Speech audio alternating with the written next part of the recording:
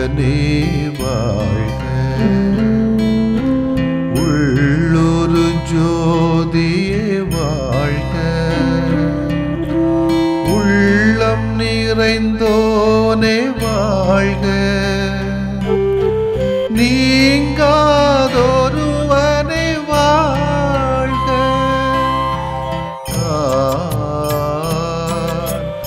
ஒளி பொருந்திய அழியாத ஆன்மா.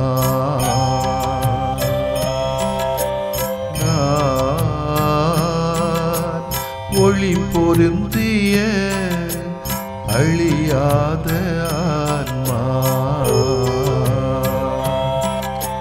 நீ என்னில் நான் உன்னில் ஈஸ்வரா. நீ என்னில் நான் உன்னில் ஈஸ்வரா. ஒளி பொருந்திய அழியாத ஆன்மா.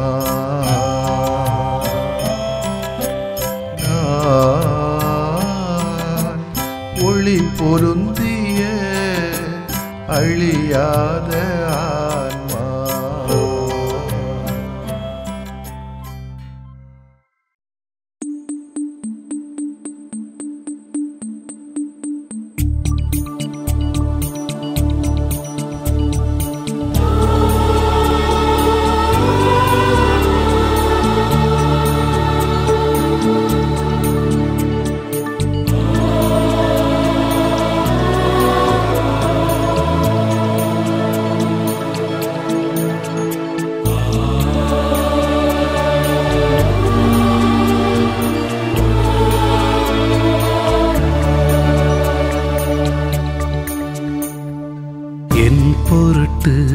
என் மக்களுக்காய் யாரை நான் அனுப்புவேன்?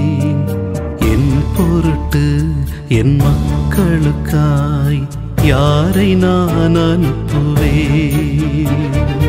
ஆண்டவரே, ஆண்டவரே, அடியே நான் வருகின்றேன். ஆண்டவரே, ஆண்டவரே, அடியே நான் வருகின்றேன்.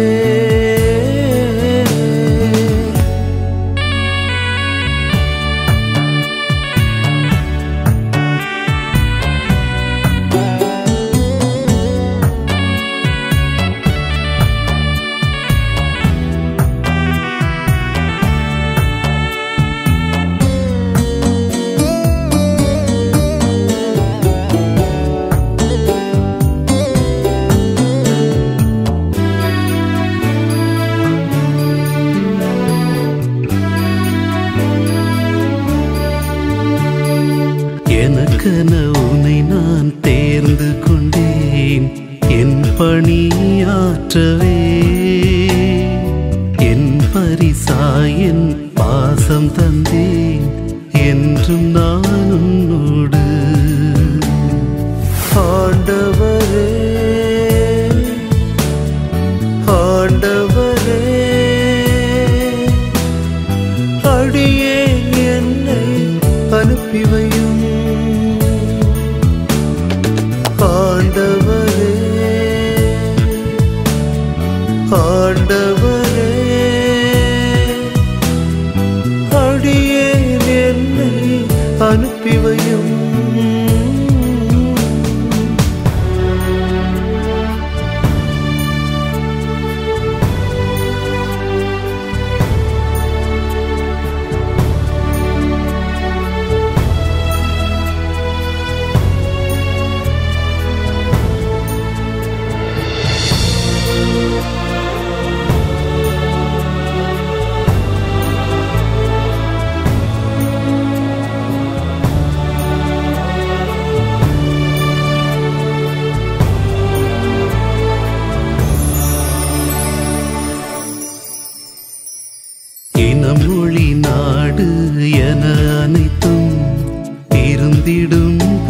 புதிராய் புதியன பலவும் பூமியிலே புரிந்திடும் அருள் பலம் நான் தருவேன். ஆண்டவரே ஆண்டவரே அடியேன் எனக்கு அச்சமில்லை. ஆண்டவரே ஆண்டவரே அடியேன் எனக்கு அச்சமில்லை.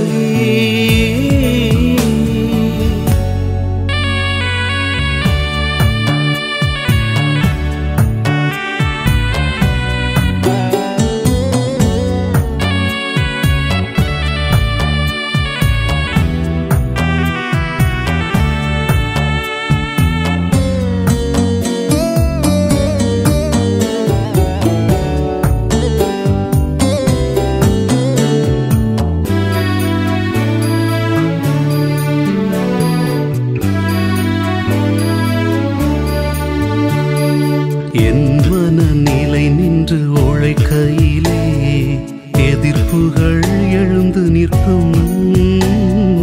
துணிவுடன் எதிர்கொள் என் பெயரால் துணையாய் நான் இருப்பேன். ஆண்டவரே ஆண்டவரே அடியேன் என்றும் உமை தொடர்வே. ஆண்டவரே ஆண்டவரே அடியேன் என்றும் உமை தொடர்வே. என் பொருட்டு என் மக்களுக்காய் யாரை நான் அனுப்புவேன். உம் பொருட்டு உம் மக்களுக்காய் என்னை அனுப்பி வையும். என் பொருட்டு என் மக்களுக்காய் யாரை நான் அனுப்புவேன். உம் பொருட்டு உம் மக்களுக்காய் என்னை அனுப்பி வையும்.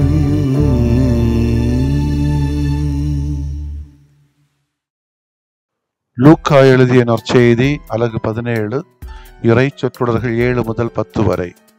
அக்காலத்தில் ஆண்டவர் உரைத்தது, உங்கள் பணியாளர் உழுதுவிட்டோ மந்தையை மேய்த்துவிட்டோ வயல்வெளியிலிருந்து வரும்போது அவரிடம், நீர் உடனே வந்து உணவருந்த அமரும் என்று உங்களில் எவராவது சொல்வாரா?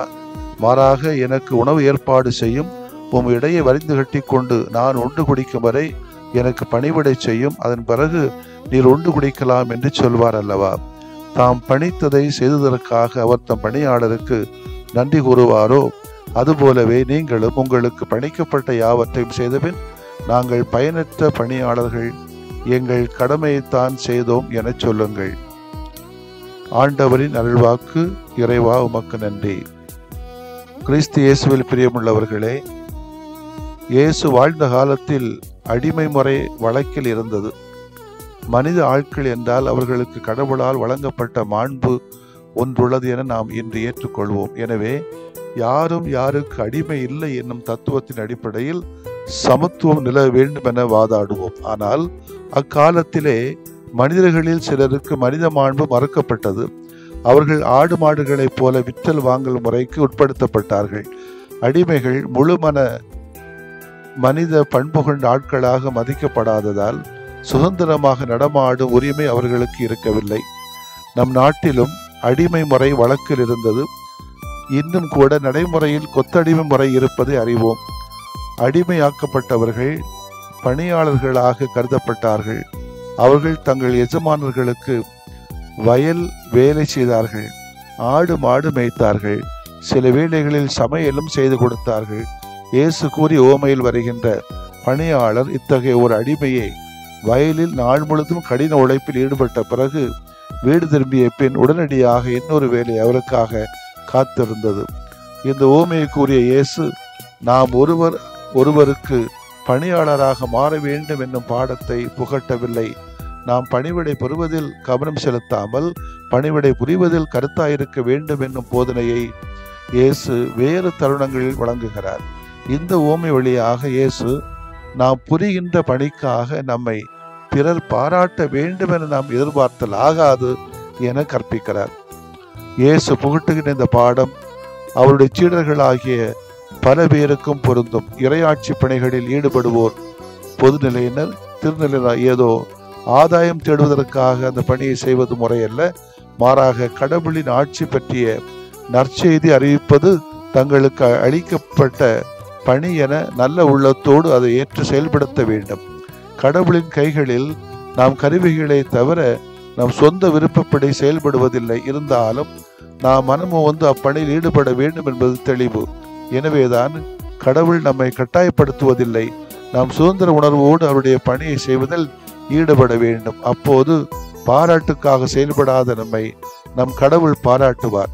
ஏனென்றால் அவருடைய புகழுக்காக நாம் செயல்படும் போது நமது வாழ்க்கை நம் கற்பனையை மிஞ்சிய விதத்தில் வளம் பெறுகிறது என்பதே உண்மை. இறை புகழ் பெருக பெருக மனிதரின் உண்மையான நலனும் வளர்ந்தோங்கும். மனித இனம் பாராட்டுக்காக இயங்குகிறது, நன்றியை எதிர்பார்க்கிறது. ஆனால் இயேசுவின் சீடர்களின் மனநிலைக்கு மிகப்பெரிய வெல்வெளியாக அமைந்திருக்கிறது இன்றைய வாசகம். நாம் அனைவருமே நமது கடமைகளை நேர்மையாக நேர்த்தியாக ஆற்றிவிட்டு நன்றியையோ பாராட்டை எதிர்பார்க்க வேண்டாம் என்கிறார் ஆண்டவர் இயேசு. பணியில் நிறைவு என்பது நாம் அனைவரும் எதிர்பார்க்கின்ற ஒன்று. பணியில் நிறைவு கிட்டாத போது அது விரக்திக்கும் மன உளைச்சலுக்கும் விட்டு செல்கிறது. பணி நிறைவையும் பாராட்டையும் நாம் நினைத்து பார்ப்பதால் தான் பல நேரங்களில் நமக்கு ஏமாற்றமும் மன உளைச்சலும் ஏற்படுகின்றன. பாராட்டையே எதிர்பாராமல் கடமை உணர்வுடன் மட்டுமே பணியாற்றினால் எந்த ஏமாற்றமும் மன அழுத்தம் வராதே. நமது பணிக்கு நாம் எதிர்பார்க்கும் நியாயமான பாராட்டு என்பது நமது மனச்சான்று நமக்கு அளிக்கின்ற நற்சான்று ஒன்றுதான். அதாவது இந்த பணியை நான் நேர்த்தியாக செய்துவிட்டேன், எனக்கு நமக்குள்ளே எழுகின்ற நிறைவு உணர்வு ஒன்றே நமக்கு போதும் என்ற மனநிலையை உருவாக்கி கொள்வோம். பணிகளை ஆர்வத்தோடு செய்வோம். நாம் மனநிறைவோடு வாழ இன்று இயேசு சொல்கிற செய்தி சிறப்பான ஒன்று. நாங்கள் பயனற்ற பணியாளர்கள், எங்கள் கடமையைத்தான் செய்தோம் என்ற மனநிலை நமக்கு எப்பொழுது வேண்டும்.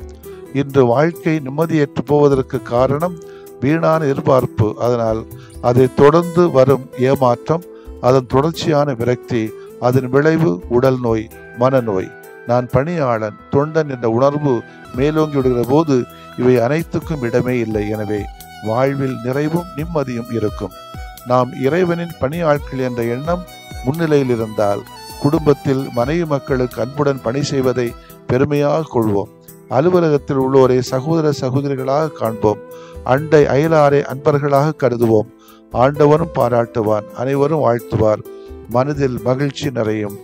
நாம் ஒரு பணியாளர்கள், எங்கள் கடமையை நாங்கள் செய்கிறோம் என்ற எண்ணத்தோடு நமக்குள் இருந்தால் நமது வாழ்க்கை நிம்மதியாக இருக்கும். ஆமேன். மன்றாடுவோமாக. இறைவா, நீர் எங்களை அழைக்கும் போது நாங்கள் கைமாறு கருதாமல் செயல்பட எங்கள் யாவருக்கும் அருளை தாரும். ஆமேன். நீங்கள் அழுவீர்கள், புலம்புவீர்கள், அப்பொழுது உலகம் மகிழும். நீங்கள் துயருறுவீர்கள், ஆனால் உங்கள் துயரம் மகிழ்ச்சியாக மாறும்.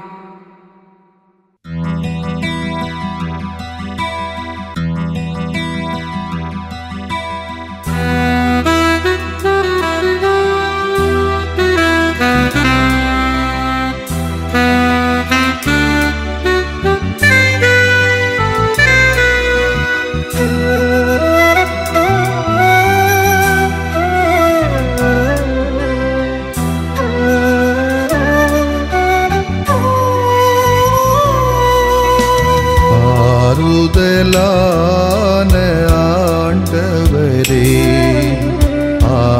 ஆதரவென்றும் எனக்கு நீரே. ஆறுதலான ஆண்டவரே, ஆதரவென்றும் எனக்கு நீரே.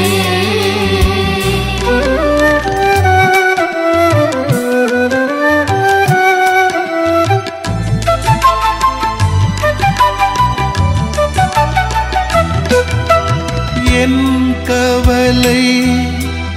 என் கண்ணீர் என்னை வருத்தும் வேதனைகள், என் கவலை என் கண்ணீர் என்னை வருத்தும் வேதனைகள், என் பயங்கள் நெருக்கடிகள் எல்லாம் ஏற்றனை தேற்றுமையா.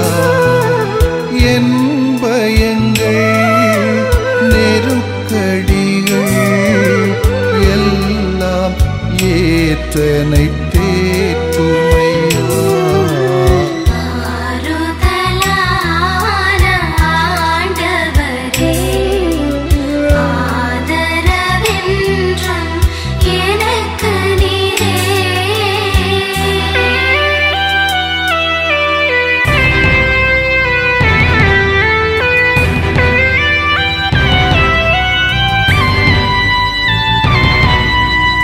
என் இழப்பு என் பிரிவு என்னை வாட்டும் சோதனைகள், என் இழப்பு என் பிரிவு என்னை வாட்டும் சோதனைகள், என் பாவங்கள் மனப்பாரங்கள் எல்லாம் சுமந்தனை தாங்குமையா. என் பாவங்கள் மனப்பாரங்கள் எல்லாம் சுமந்தனை தாங்குமையா.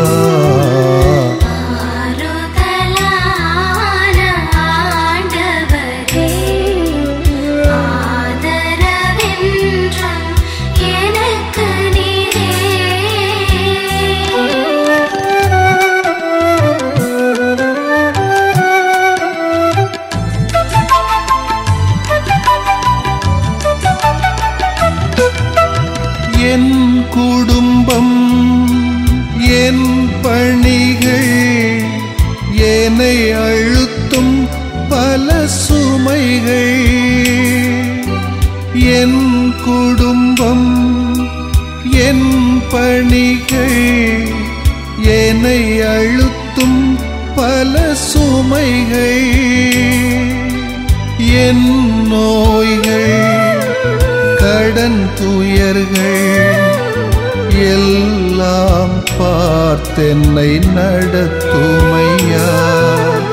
என் நோய்கள் கடன் துயர்கள் எல்லாம் பார்த்தென்னை நடத்துமையா. ஆறுதலான ஆண்டவரே, ஆதரவென்றும் எனக்கு நீரே.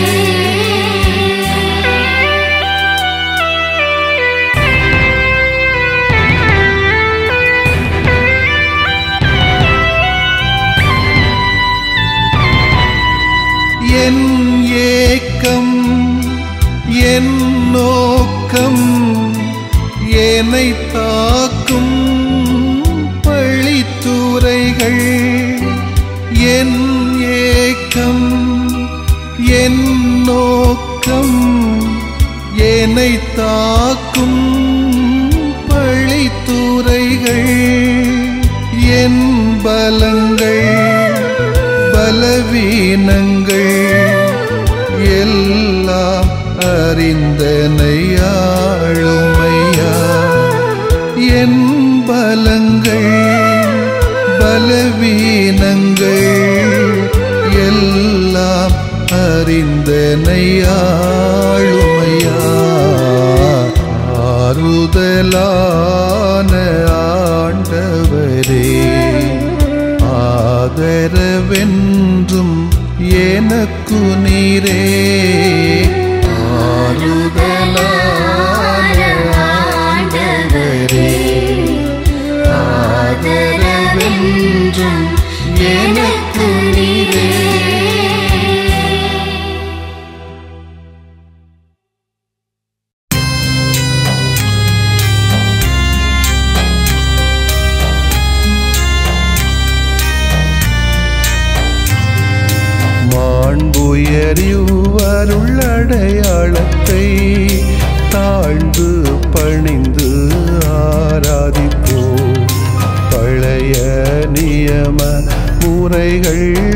அனைத்தும் இனி மறைந்து முடிவு பெறுக. புதிய நியம முறைகள் வருக. புலன்களாலே மனிதன் இதனை அறிய இயலா. குறைகள் நீக்க நம்பிக்கையின் உதவி பெறுக.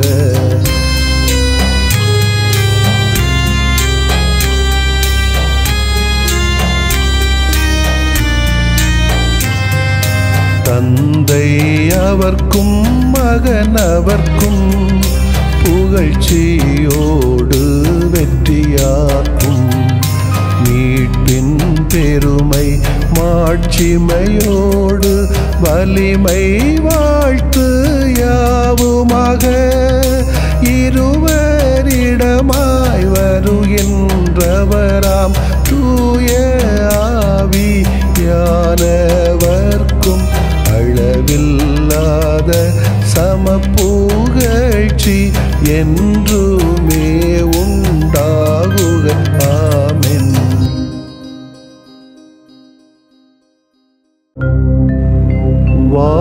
வானின்று அவர்களுக்கு அப்பமளித்தீரே,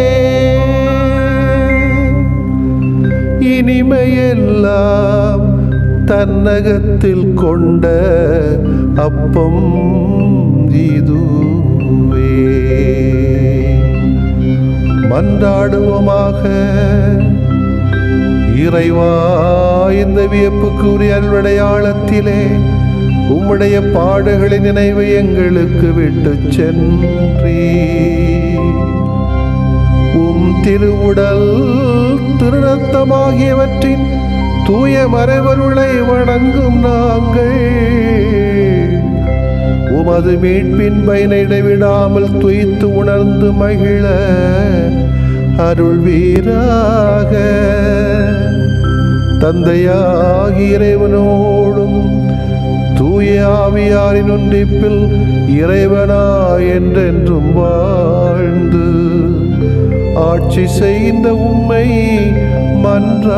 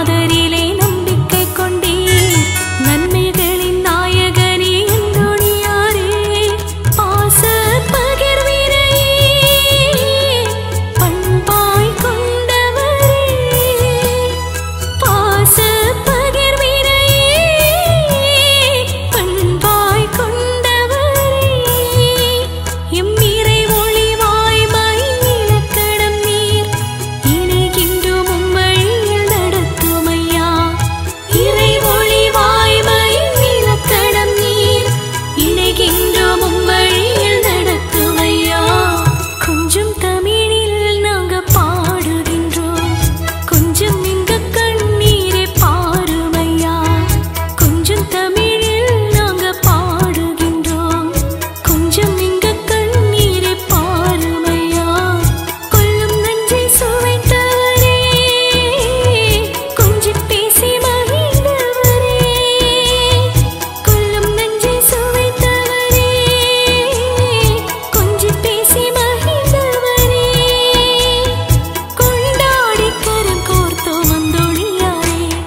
கொஞ்சம் தமிழில் நாங்க பாடுகின்றோம், கொஞ்சம் இங்க கண்ணீரை பாருமையா. கொஞ்சம் தமிழில் நாங்க பாடுகின்றோம், கொஞ்சம் இங்க கண்ணீரை பாருமையா. கொஞ்சம் தமிழில் நாங்க பாடுகின்றோம், கொஞ்சம் இங்க கண்ணீரை பாருமையா.